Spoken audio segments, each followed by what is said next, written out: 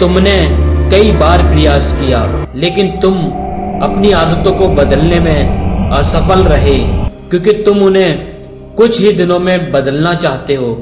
तुम कुछ ही दिनों में सब कुछ ठीक करना चाहते हो, और जैसे ही शुरुआती कुछ दिनों में तुम्हें तुम्हारी मर्जी के परिणाम नहीं मिलते, तुम फिर से पुरानी आदतों को अपना लेते हो। जो आदतें इतने सालों में बनी हैं, वो सिर्फ कुछ ही दिनों में नहीं छूट सकती। इसके लिए तुम्हें समय देना होगा।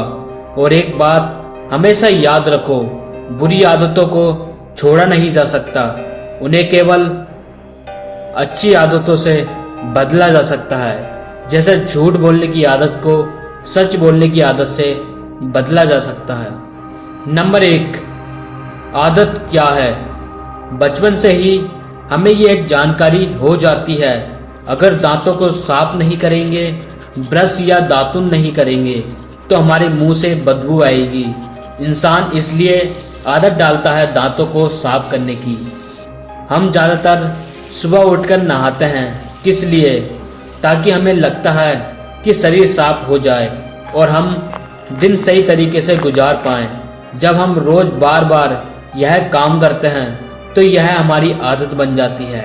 कोई भी आदत बनने में लगभग 21 दिन का समय लगता है। नंबर 2, सबसे पहले जानते हैं हैबिट लूप क्या है। आइए जानते हैं सरल शब्दों में। इस हैबिट लूप में 3 चीज़ें आती हैं। नंबर 1, संकेत। Number 2, routine. नंबर 3, पुरस्कार। नंबर 1, संकेत। यह उस चीज को दर्शाता है जिससे आपकी आदत शुरू होती है, यानी कुछ आपके ध्यान में आता है जो आपके आदत बनने के लिए प्रोत्साहित करता है। जैसे कि आपको ठंडी में चाय की खुशबू आती है, यह सबसे पहला चरण है आदत बनने का। Number 2, routine. संकेत मिल जाने के बाद शुरू होती है आदत की दूसरी स्टेज, जिसे रूटीन कहते हैं। संकेत तो सिर्फ सिग्नल की तरह होता है। यह वह काम है जिसे आप अपनी आदत के तौर पर करते हैं। जब संकेत आता है तो यही काम आपके द्वारा किया जाता है, जैसे कि चाय बनाना और पीना। इससे समझ सकते हैं। नंबर 3, पुरस्कार। यह वो संतोष या आनंद है जो आपको रूटीन करने के बाद मिलता है। यानी जब आप चाय पीते हैं तो आपको वो अच्छा लगता है और आपका मन संतुष्ट होता है। ऐसा करने से डोपामिन रिलीज होता है। जब भी आपको अपनी आदत को दोबारा करने का मन होता है तो यही डोपामिन बार बार आपकी बॉडी में सिग्नल भेजता है और बॉडी उस कार्य को करने के लिए उत्सुक हो जाती है। जब आप उस आदत को कर लेते हो तो डोपामिन लेवल बढ़ जाता है, लेकिन जब आप उस आदत को छोड़ना चाहते हो तो यही डोपामिन का जो लेवल होता है वो घटने लगता है, जो चिंता, आलस, निराशा बढ़ा देता है और मन को भी विचलित कर देता है। इसका मतलब है कि संकेत आने पर रूटीन करने के बाद जो पुरस्कार मिलता है जिससे आपकी आदत बनती है, यह प्रक्रिया बार बार होती है और आदतें बन जाती हैं। इस तरह आदत लूप को समझकर हम अपनी आदतों को समझ सकते हैं और उन्हें परिवर्तित करने का प्रयास कर सकते हैं। जब हम इस प्रक्रिया को समझते हैं तो हम अपनी बुरी आदतों को बदलकर सकारात्मक आदतों में बदल सकते हैं। नंबर 3, इच्छा।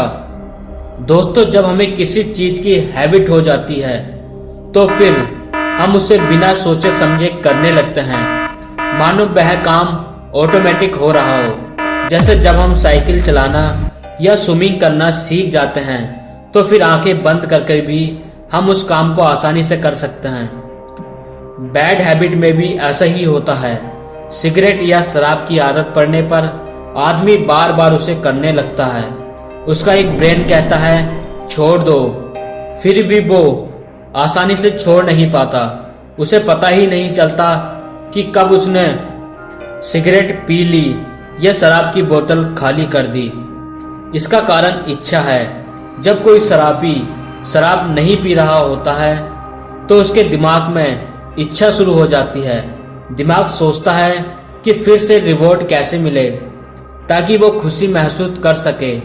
इसलिए वह उस शराबी को तीव्र इच्छा उत्पन्न कर देता है जिस पर उसका कंट्रोल नहीं होता। फिर वह आदमी हैबिट की रूटीन शुरू कर देता है।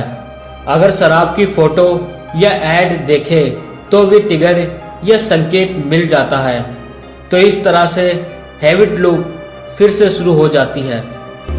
नंबर 4, बुरी आदतों को अच्छी आदतों में कैसे बदलें। पहला, बुरी आदतों को एकदम से नहीं छोड़ा जा सकता है, और जब आप जबरदस्ती कोई आदत छोड़ना चाहो तो वह और अधिक बढ़ जाती है। सबसे पहले जो गलत आदत आपके अंदर है उसे स्वीकार करो कि मेरे अंदर यह गलत आदत है। फिर जिस आदत को छोड़ना चाहते हो उसका चिंतन छोड़ दो और जैसा हो रहा है होने दो। बस उसका ध्यान अपने अंदर से निकाल दो, क्योंकि प्यार से आप किसी भी आदत को आसानी से छोड़ सकते हैं, लेकिन जबरदस्ती आप उसे नहीं छोड़ सकते हैं। दूसरा, अगर किसी को सिगरेट छोड़नी है तो ऐसा नहीं है उसे सिगरेट को छोड़ देना है, नहीं, इसके बदले उसे सिगरेट को किसी और आदत से बदल देना है। लेकिन जरूरी यह है कि उस नई आदत में आनंद, खुशी और संकेत शामिल हो, क्योंकि हमारा दिमाग खुशी और आनंद हमेशा चाहता है। अगर नई आदत में उसे आनंद और खुशी ना मिले तो वह पुरानी आदत को फिर अपना लेगा। मान लीजिए कोई आदमी स्मोकिंग की हैबिट को पुशअप से रिप्लेस कर दे, तो जब भी उसे स्मोकिंग की इच्छा होगी उसे पुशअप की रूटीन शुरू कर देनी चाहिए।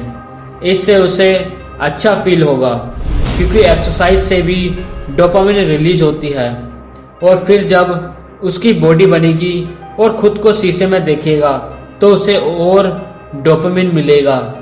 इसके अलावा अगर कोई उसकी बॉडी की तारीफ करेगा तो भी उसे ज़्यादा खुशी मिलेगी, जो उसके लिए रिवॉर्ड होगा। तो इस तरह से ब्रेन को रिवॉर्ड मिल जाएगा और वह स्मोकिंग नहीं करना चाहेगा, क्योंकि अब उसको रिवॉर्ड एक्सरसाइज के जरिए मिल गया। तो दोस्तों, अगर आपको भी कोई बुरी आदत छोड़नी है तो उसे एक नई और अच्छी हैबिट से रिप्लेस कीजिए जिसमें डोपामिन का रिवॉर्ड मिलता हो। ऐसे ही कुछ आदतें आपको अपनानी चाहिए, जैसे किताबें पढ़ना। लिखना भी एक अच्छी आदत है। रोज ध्यान करने की आदत, धन्यवाद देने की आदत, मतलब जो भी आपके पास है उस चीज के लिए ईश्वर का धन्यवाद प्रतिदिन सुबह उठकर जरूर करें। जो भी तुम पाना चाहते हो उसके बारे में पूरे विश्वास के साथ सोचने की आदत बनाएं। संगीत सुनने की आदत आपको बहुत जल्दी गलत आदतों से निकाल देगी। सुबह मॉर्निंग वॉक या योगा करने की आदत बनाएं। सुबह जल्दी उठने और रात को जल्दी सोने की आदत बनाएं। मोबाइल फोन पर फालतू समय बर्बाद ना करने की आदत बनाएं। ऐसे ही धीरे धीरे आप ऐसी आदतें अपनाएं जो आपको लक्ष्य को हासिल करने में आपकी सहायता करे। ईश्वर पर विश्वास कीजिए, आपको जल्दी ही सफलता मिलेगी। नंबर 5, संकल्पित शक्ति। जिन लोगों की इच्छा शक्ति मजबूत होती है वह कभी भी स्मोकिंग, ड्रिंकिंग आदि के हैबिट्स में नहीं फंसते। इंटेलिजेंस से भी ज़्यादा पावरफुल होती है संकल्प शक्ति। संकल्प शक्ति एक इंटेलिजेंट आदमी की अगर कम है तो वह लाइफ में ज़्यादा आगे नहीं बढ़ पाता।